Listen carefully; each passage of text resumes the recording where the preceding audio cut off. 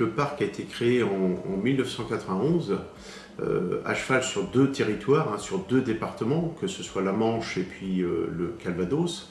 Et cette vaste zone de plus de 140 000 hectares,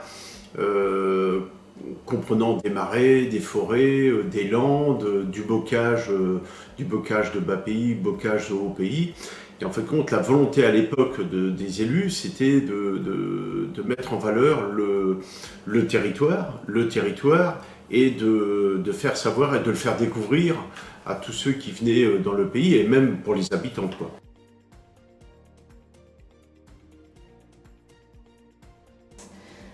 Alors la charte, c'est un document qui régit des ambitions, des mesures, des orientations sur une période précise. Donc là, on en sort de 2010 à 2022, et on termine en 2025.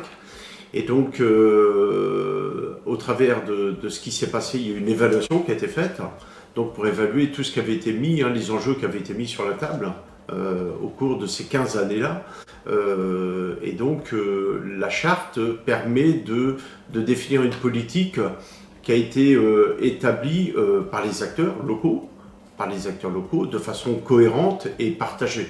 Alors les enjeux sont multiples, que ce soit d'un point de vue agriculture, d'un point de vue économie, tourisme, patrimoine bâti, l'urbanisme. Je pense que ce sont ces principaux enjeux sur lesquels il faut qu'on fonde cette révision de charte, qui va venir s'adapter, et tout cela va venir s'adapter par rapport au changement climatique, au changement d'environnement dans lequel on vit actuellement, avec des positions qui sont plus ou moins fortes. Mais c'est vrai que le principal changement, c'est le changement climatique avec la hausse des températures. Et donc là, il va falloir qu'on construise ensemble cette évolution, et les ambitions qu'on va émettre à un moment donné permettent une réflexion qui soit posée pour les 15 prochaines années à venir.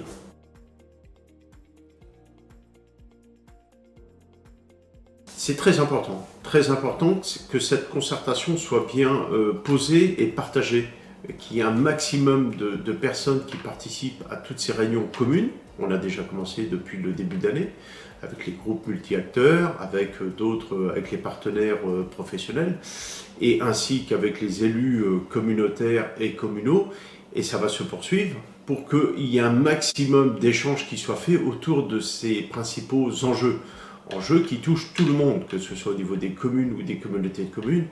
Et ces enjeux-là, il faut qu'ils soient bien pesés à partir de l'évaluation qui a été faite de l'ancienne charte, et qu'on se projette sur les 15 années prochaines.